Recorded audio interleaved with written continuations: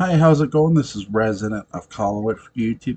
I'm here to continue my read along of The Dark Shadows Daybook Unbound, Chapter 3, Episode 556. When Nicholas announces his plan to unleash an army of satanic supermen, will Barnabas be blackmailed into the oddest job of all? Angelique, Laura Parker. Nicholas announces his plan to rule the world. To execute it, he must have Julia Hoffman create a race just like Adam. But she is controlled by Barnabas, and so he must be controlled by his concern for Victoria, which gets manipulated by the threat of her engagement ring. It's that time of year again when we commemorate the accidental destruction of the Collinwood set, which occurred when a cleaning went awry. Due to that, it's a special time for the show, where the action movies either to the old house or the house by the sea, and just as the viewers are on summer vacation,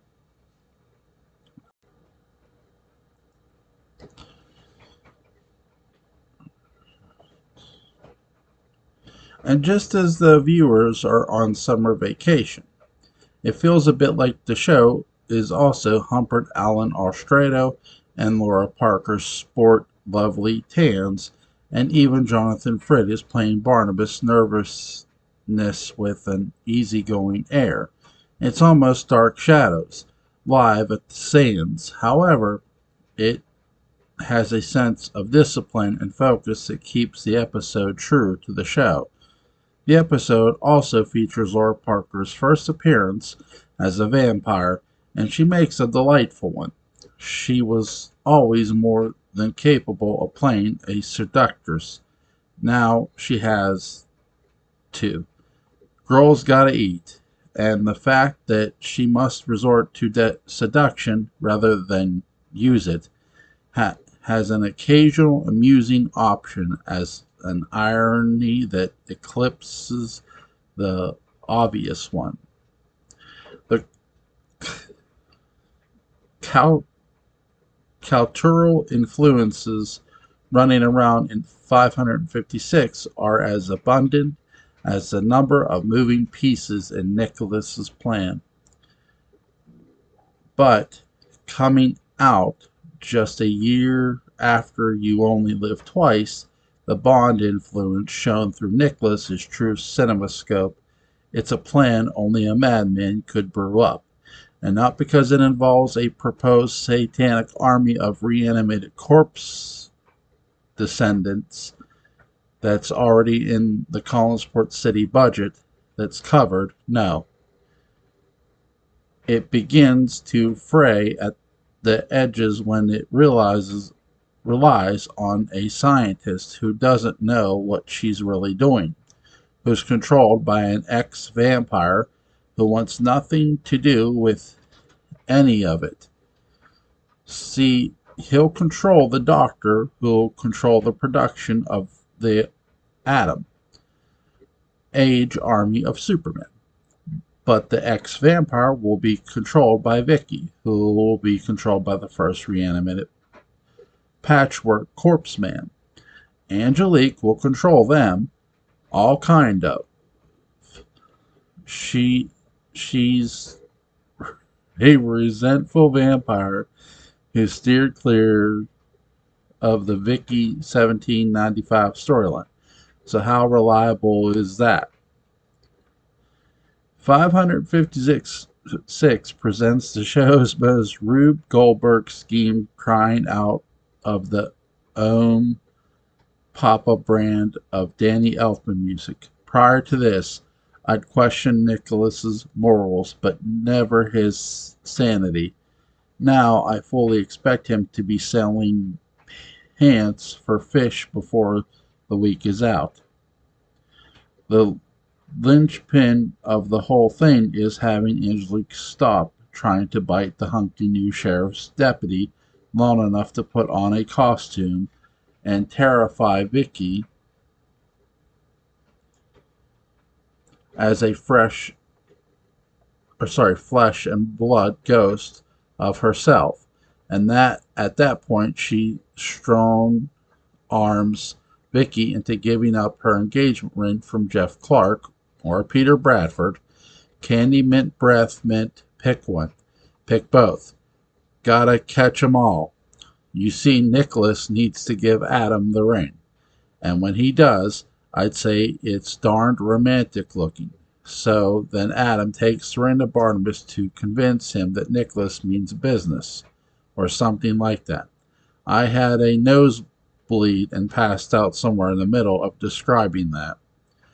The world had been clamoring for a James Bond Brandy Bunch Monsters crossover. A careful Be careful what you wish for. In this case, they pull off the strangeness beautifully. Every single moment is controlled by astonishing discipline at any point. Any of this could have descended into camp. Instead, it skims millimeters above the surface, never so much as getting a droplet. It's easy to say that Dark Shadows is renowned for pulling off this kind of stunt, but in this episode they top even themselves. What's most important is that Nicholas Blair will return. This episode hit the airwaves August 12, 1968. Beyond the novel idea of a vampire as hero, the first unusual signature subversive element to the series that I noticed was its message about the redemptive power of love. I really hate talking about that because Lone has done more damage to me than any other human emotion. I suspect I am not alone, which is why Dark Shadows is wise to constantly portray it as a force that both releases people from the shadow of evil, but ultimately leads to their ruin. Are you listening, Nicholas? Episode 559. Will Nicholas solve his romantic problems with Maggie by insisting that Angelique have Joe for dinner? Nicholas humpered Alan Alstrado. With the aid of a magic mirror and the trio of powers of hypnosis, ventriloquism, and invisibility, Nicholas fools Victoria into thinking she's been at the old house instead of his prisoner. When she wanders in to see Jeff, he informs her that she's been missing for days. Meanwhile, Nicholas again charms Maggie, but when Joe appears, it's clear that there are rocks on the green for the devil's Don Juan. Returning to the house by the sea, he suggests to Angelique that her next victim will be Joe Haskell. Geez, even a smooth-talking, well-dressed, hard-working, handsome professional guy from hell doesn't stand a chance against the eternal menace of the old boyfriend. It's a credit to the casting and authorship of Dark Shadows that you side with the demon on the whole thing. It's a long-standing tradition now that the show's sustainable villains are the romantic heroes. But in this case, there's nothing sustainable about it.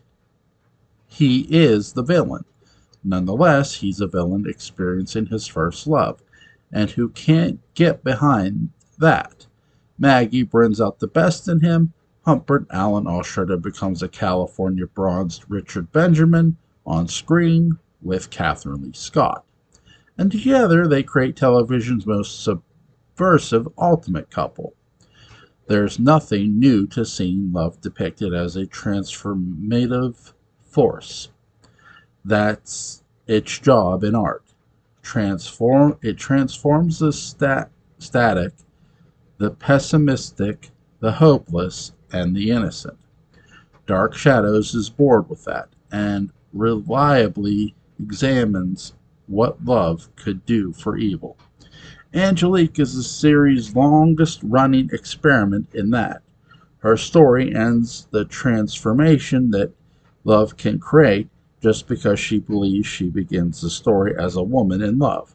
Doesn't mean that she is obsessed, maybe. Or sorry, doesn't mean that she's, yeah, I read that right, sorry. Jealous, certainly. If she begins the series in love with anything, it's with the idea of being someone else. Primarily a Collins. Wealthy and waspy, she calls that love, and it might be, but it's not romance. She just happens to find that alone along the way, and it's a happy irony. That it's with the subject of her obsession even luckier. Having gotten the pleasure of burying her alive out of his system, he's eventually open to exploring a future with the woman who condemned him to a godless, living death of savagery and solitude, as one should expect. For Adam, love motivates him to improve himself at almost it almost motivates him to become a serial kidnapper, but at least that gets him out of the house. Love transforms Julia Hoffman, Quentin, arguably, certainly Jeb, but with Nicholas, there is a genuine danger to the depiction and storyline. Just not that he's doing something dangerous, it's that the writers are. Depending on where you're coming from, love doesn't really transform Nicholas so much as expand his range of delights. Because of the casting of Alstrado, it's hard not to root for him, especially compared with the charming but bland quarterback type presented by Joe Haskell. The program creates an immediate David and Goliath scenario where it's very easy to root for the diabolical Blair. Joe has spun his wheels for years. At least Nicholas wants to make a commitment, and it's not because Maggie's soul is the secret to some super weapon or something. No, he just authentically loves her. If Nicholas' charm and awareness weren't enough to make him the preferable Dr. Pepper to the predictable Coke of the good guys, now he's a guy with sincere interest in one of the show's heroines. Because who knows what's holding up Joe? Barnabas wasn't in love with her. He was in love with someone who just looked like her. True, we don't see how Joe responded to her when he and Maggie first met. We don't see Joe infatuated. What we see is Joe, yes, traumatized, but still who is complacent but arguably non-committal. Contrast it with a Nicholas motivated for the right reasons. It makes Joe's upcoming fate even sadder, and Maggie's affection for Joe even more so because we know where it's headed. As for Nicholas, now more than ever, it's hard to root against him. And maybe we don't. We just root against his plans. Nicholas is a man who wants naughty, naughty things, but Maggie's not one of them. This episode hit the airwaves August 15th, 1968. Episode 562. Joe finally learns the truth behind Colin Port's nocturnal activities. But if he's a puppet, who is the hand? Angelique or Nicholas? Joe Haskell, Joel Carruthers. Joe stumbles upon Willie, who is digging up a grave. Nicholas and Angelique divert Joe from informing the authorities, and Joe later goes to a nervous Barnabas to suggest that the police will not be involved. Joe continues to succumb to Angelique's bite despite resisting. Dark Shadows started out as one thing, and that one thing cannot escape what the show is becoming. The saddest example of that is the transformation of Joe Haskell. Sad because he is a wasted, maddened casualty played with a wonderful sense of dawning horror by Joel Carruthers. He and his character were once the show's ray of light, excluding an understandable temper and one allowable drunken night of soaking up beer and piling class envy on the Collinsport Afghan. Now he's Angelique's blood doll and a pitiful, disheveled, disheveled one at that. His captivation by Angelique can be written off to the supernatural. But that feels superficial. Angelique is, in every way, the anti Maggie. Does this make her the wrong woman or the wrong woman in the right ways? Joe's desperate attraction feels tragically right. Even her comparative indifference to him is both repulsive and alluring. Dark Shadow's early world of blackmail and revenge was built for Joe Haskell, and Joe was built to be the paragon withstanding it. He reeks of honest work, integrity, and common sense. When Willie needs a warning, or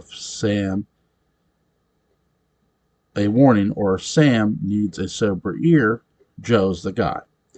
Vampires and demons, not so much. Dark Shadows was carefully to segregate guys like Joe and Burke from the incipient sideshow. They were just not built for moments like this. And all of Collinsport is revealed to be an elaborate shell to hide what was really brewing under the surface. Jeffrey Beaumont is designed to successfully siege segue back and forth between the genres. His story is by classical definitions a comedy. Joe is a tragedy. When Jeffrey says that it's a strange world, he does so with bemused wonder. But when Joe Haskell says it, there is nothing more nor less than horror at the world and his own combination of eager desire and spoon-fed ignorance. He is the doomed hero of Lovecraft, not Lynch. But David Lynch is an optimist compared to the minds behind Dark Shadows, and the fall of Joe Haskell is a prime example. In Act, he is so alien to the newly revealed world of the supernatural. In Dark Shadows, that Angelique seems subtly indifferent toward him. He's a meal to her more than a man. And she takes the job because she's a pro, not because she wants to. He's a worthy victim in only the biological sense. When they share the screen, it feels like two vastly different shows have been Frankenstein together. But the adds to the dark fascination of it because it's clear which is going to win. We also see which version of the universe is stronger. Suddenly, the pedestrian world of everyday mortal storytelling is revealed to be one of the thinnest of stilts. Van Helsing doesn't stand a chance, and we knew it all along. The unseemly and fascinating part of this story is how it brazenly tells the truth about mortal life after setting it up as unimpeachable for the past 2 years. Joe has been played all along, and the audience, part of Joe's world all along, has been as well. When Barnabas returns from 1795, he immediately starts draining Vicky of blood. It's a metaphor for the show reinventing itself by feeding off its own beginnings until they cease to be relevant. Joe's victimization by Angelique is simply equal opportunity with a 1,000-yard stare, and only without regrets. In 562, Joe and Angelique seem equally horrified and enthralled at the prospect of meeting each other. Joe seems to have more of the opportunity to resist than any victim we've seen. Consequently, his eventual capitalization to bites and blackmail is all the more poignant. This episode hit the airwaves August 12, 1968.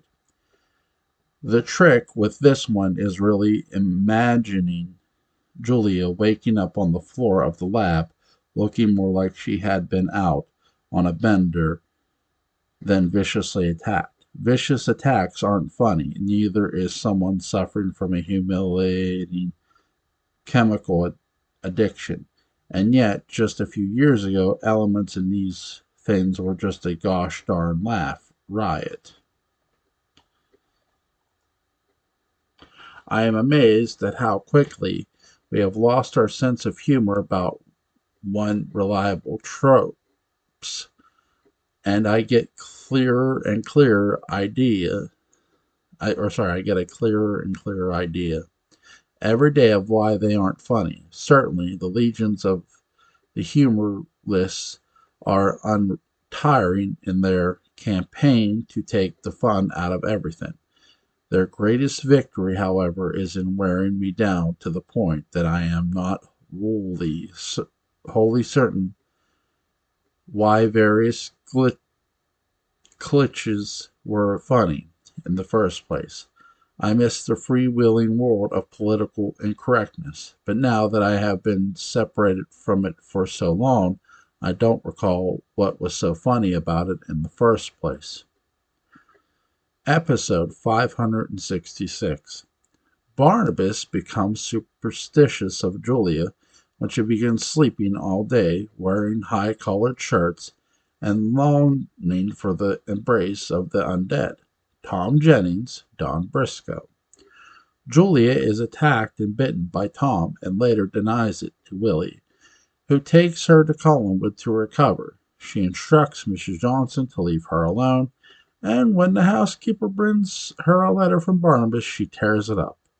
Later, Julia is summoned by Tom for the second meal of the day, and upon coming back to Collinwood, her bite marks are discovered by Barnabas. I know that alcoholism isn't funny, and drunks aren't funny. Having made that clear, Dark Shadows was produced before these modern opinions and were swimming in its pool, so get the lampshade off your head and jump in. Once you've seen the episodes enough times, which could mean just once, it becomes pretty clear that the writers often had a good time by doing an episode in drag. I don't mean that Sam Hall was wearing a dress, because I always saw him as a more of a smart designer pantsuit kind of guy, much like future TV hunk B. Arthur. No, I simply mean that the episodes are often about something else, usually with no conclusion, just an opportunity to explore a situation or human moment that was fun or challenging or necessary to write about. All you have to do is reframe a little bit of the context. I think the reason that drinking was kind of funny for so long was that the drinkers were often in on the joke, and that joke kind of changed before, during, and after the imbibing morning after humor is a strange mix of regret. Everyone agreeing to ignore the obvious after effects and the paradox pursuit of hair of the dog. In this case, the dog is Tom Jennings, because if you look at the episode and kind of ignore the bite marks on its neck, it looks for all the world like Julia is sleeping off a hangover, and everyone is either trying to deny what they know are kind of what they feared. And it's not just a minor hangover. This is, in the immortal words of Robert Urich, a full adult-sized kangaroo. It's also perfect commedia dell'arte, where the hapless servants are trying to understand the decadence of one half of the household and then cover it up to the rest. What can Mrs. Johnson possibly be thinking? She worked for Burke Devlin, so whatever it is, it can't be new. In the midst, Barnabas is more of a fuzz budget than ever. He had to put up with months of Nathan Forbes, and I'm sure more than one night of Jeremiah in his cups, thumping around the almost old house while chasing maids or sneaking in doxies from the docks. In the 20th century, that level of Lantham sherry consumption might pass at Collinwood, but this is his house. Thank you, and young Loomis and Dr. Hoffman were handpicked because they didn't go in for those sorts of shenanigans. That is why he wants to get to the bottom of it even more, and Willie does everything to keep him from knowing and Julian knowing exactly what Barnabas is up to. Tears up, Barnabas, note, because it's probably said, lay off the sauce and get back to work, you lug. The scene where Willie and Barnabas have their confrontation in the lab is priceless because someone has forgotten his lines, and I can't wager which one it was.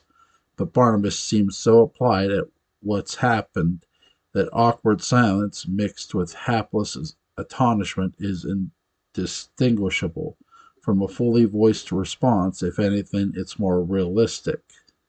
I mean, what do you say? This is an episode with no really progressive dialogue, just evasion and implication with Tom Jennings in the middle.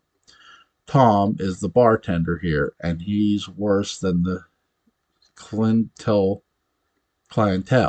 Actually, that's stretching it all. Tom Jennings is a very particular vampire, maybe one of the scariest because he's the most constantly feral via makeup and performance.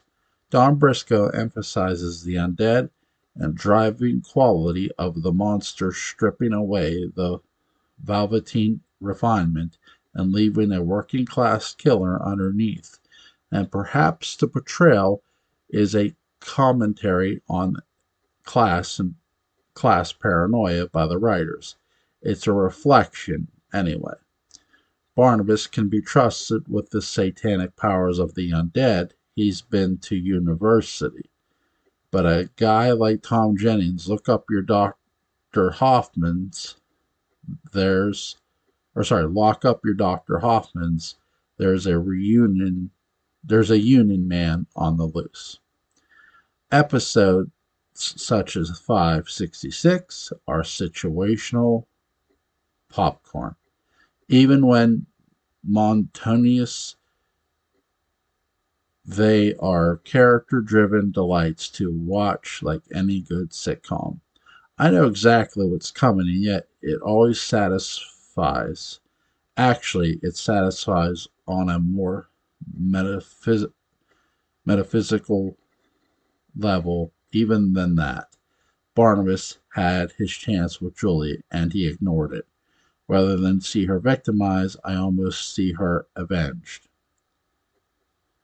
And the vaguely post-coital splay and days in which she's found by Willie and Barnabas after her two encounters say far more than what's on the page. Is Barnabas horrified because she was claimed by a vampire or by a vampire other than he? This episode hit the airwaves August 26, 1968.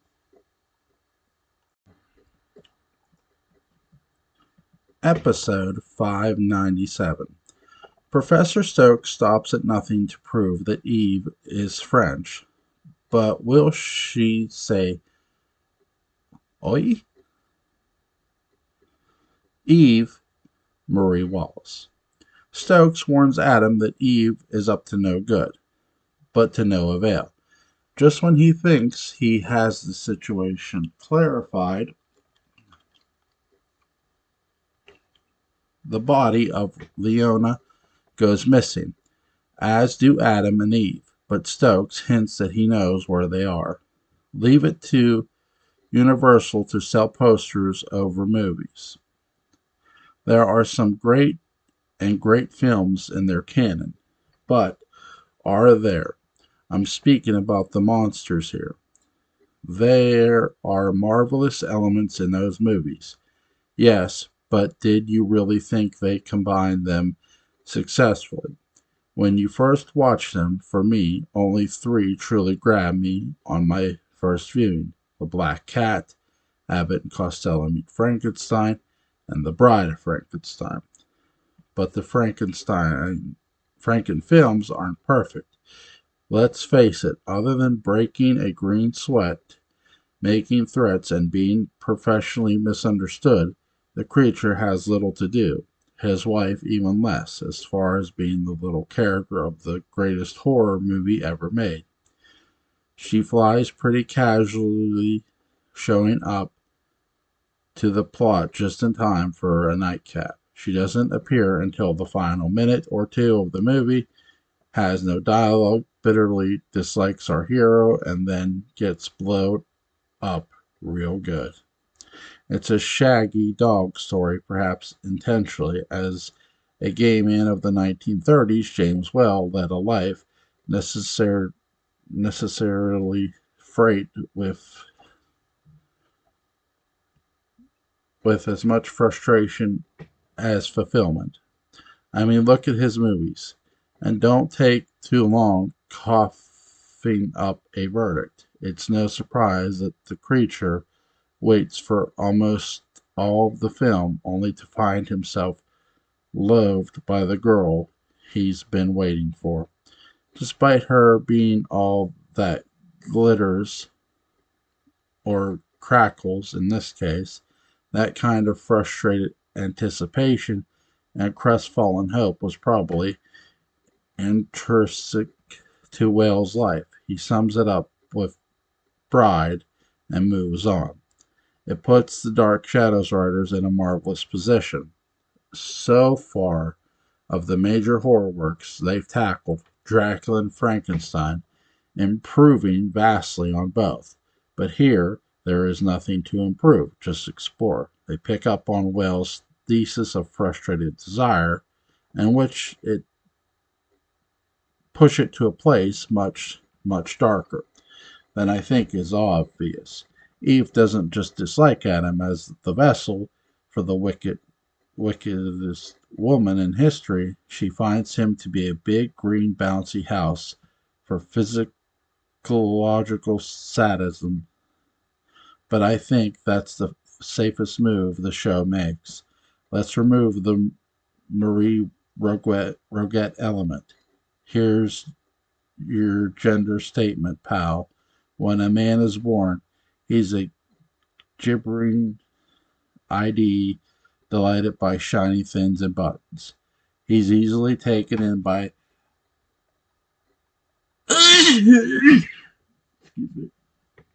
mustachioed sorcerers, and Thayer David is mistrustful of genteel Canadians. When a woman is born, you got Eve.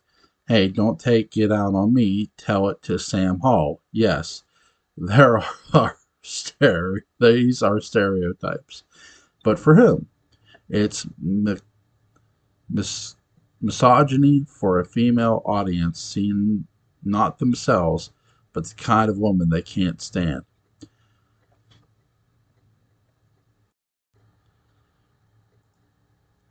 I wonder if this is the portrayal they would have created for a largely male audience. But it wasn't, and the show, to be seen accurately, must be viewed through the lens. Yet, for modern eyes, Eve's confidence and sense of purpose are as admirable as they are questionable. It makes her the show's least predictable character. The sham the shame of it is that it takes a possession to create that kind of violation. But with it, she'd simply be a ginger haired Angelique. And maybe the ultimate problem that is that she's an Angelique without a purpose. They really try. The real shame of Eve is that by shoehorning in the Marie Regret element, they rob the character of discovering her sense of purpose. But regret is so ancient and so French, she lacks a context in 1968. Collinsport, despite her obsession with characters played by Roger Davis, Barnabas Stokes, and Julia. The vulnerable old bachelors on the show try to break it to Adam without devolving into a drumming circle, but he's determined to be lead on an emotional snipe hunt anyway. Of course, he'll stand up for honor of the character least worthy of it. It's another reflection of cosmic truth that makes Dark Shadows the best documentary on TV. Equally truthful is Eve's comically counterfeit lament that as a woman, it's her lot to suffer. As she holds everyone in fear and suspense. The moment is played as broadly as it's written, but there's an ugly satiric truth to it. Eve is the one character on the show so feminine, she's particularly a drag queen brought to life by the hand of Wayland Flowers. There's no denying she's a woman, but hardly helpless. Ultimately, she grabs the Adams story, notorious for going nowhere, and takes it everywhere at once. It's an exhausting prospect and a sneak preview of where the show would go. For better and worse, for the next 2.5 years, Marie Wallace is the ideal person to inaugurate the trip. The visual depiction is so straightforward that it shouldn't work. Black dress and hose. Same thing there David wore to the set. But it's her presence that is so unforgettable. Wallace relishes the joy of acting, and a successful Dark Shadows villain needn't be saddled with a casual plan. Just the kind of joy for living only actors and supervillains can appreciate. Diabolus bless him, one and all. This episode hit the airwaves 1968. October 8th, 1968. Episode 631. Nicholas pulls out all the stops and states when he revives a vampire to ensure the resurrection of a demonic undead vixen to secure a master race for the Prince of Darkness. Harry Johnson, Greg Slocum. Nicholas revives Tom as an agent to assist in the revival of Eve. After unsuccessfully attacking Victoria and after being investigated by his own brother, Chris Jennings, Tom is hunted down by Barnabas, who incinerates him in the sunrise. Dark Shadows 631 could not be any manlier if it were written by Robert Bly and featured a drumming circle of Bill Malloy, Sam Evans, and Estevan. I guess I could like the episode more if you threw in Count Patofe being instructed in Zumba by the curvaceous Chuck Morgan to a tune by Jerry Reed. But other than that, this episode has reached the scientific limit for entertainment. If we experienced any more, it would have the side effects that top scientists warn pilots they would experience if they broke the sound barrier, especially while wearing that. Thank you very much. It's after Labor Day. Have some decorum, General Yeager. Have some decorum. It's a laundry list of delight. And just to check, has anyone ever listed their laundry? I haven't. It's all I can do to get it into a bag. First of all, we have not one, but two Don Briscoes. With the reveal of Tom being followed hot on the hind paws of his brother, Chris, what would have happened to Chris if Tom had attacked him? Would Chris become all the more powerful? Would the werewolf part neutralize the vampire part? If someone got bit, would they only become a werewolf if they had been bitten during the full moon, or at any point in the lunar cycle? Or does he stop craving blood when he becomes a werewolf? I'm sure they would have solved this in the Bloodlines portion of Second Life, but who plays that? With our luck, that's where David Hennessy had been all along. The beginning is terrific because Nicholas Blair goes to revive Tom Jennings, which he does by pulling the stake out of his heart. And he's perfectly preserved, just like some kind of human pen and pencil set. Except he's not human, and that's neither a tistin degree in his chest, nor is he just glad to see us. Nicholas warned him that if he should defy him in any way, Tom would be sentenced to eternal damnation. And I guess it's really be eternal this time, not semi-eternal or temporarily eternal, as it was the last time. The inclusion of Tom and Chris in the same episode feels akin to a kind of stunt, but I admire it. And it's this sort of music or muscle flexing that feels like a warm up to the hijinks that would become routine in 1897. An attack on Victoria leads to Barnabas finally telling her that yes, there are vampires. Now it's not as tough. It's not as though an expert on the series who has gone for long stints writing about it every day, but I would be amazed if Victoria had not gotten the memo, or at least a rumor of vampires somewhere along the line, maybe in 1795 or something. I'm pretty sure she had Barnabas' number when she came back. At least, the cousin anyway. It's a new actress in the part, so I assume that Barnabas is filling her in as one of the most meta acts of the series. Speaking of new actresses, isn't it time for my annual crush on Betsy Durkin to return?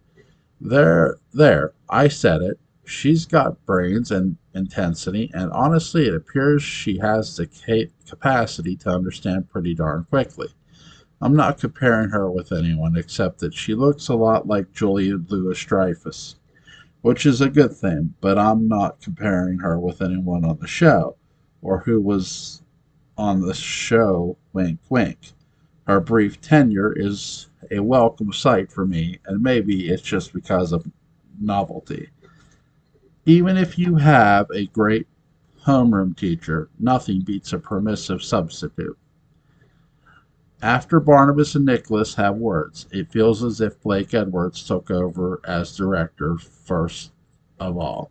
Nicholas Blair officially becomes the frustrated mirror of Barnabas, digging up bodies assisted by an infectious redneck with a Pullic name. You can almost see Nicholas thinking, I knew I signed up for the wrong team. He gets Willie Loomis. The best I get, Harry Johnson, and a useless one at that. Eventually, you have within the same 8 feet of woods, Nicholas and Harry secretly followed by Barnabas, secretly followed by Tom Jennings at some point. It stops being a Dark Shadows episode and becomes a Jack Davis poster for the mid 70s Buck Henry film adaptation. Not to say that pathos doesn't enter the picture, or pathos enter the picture.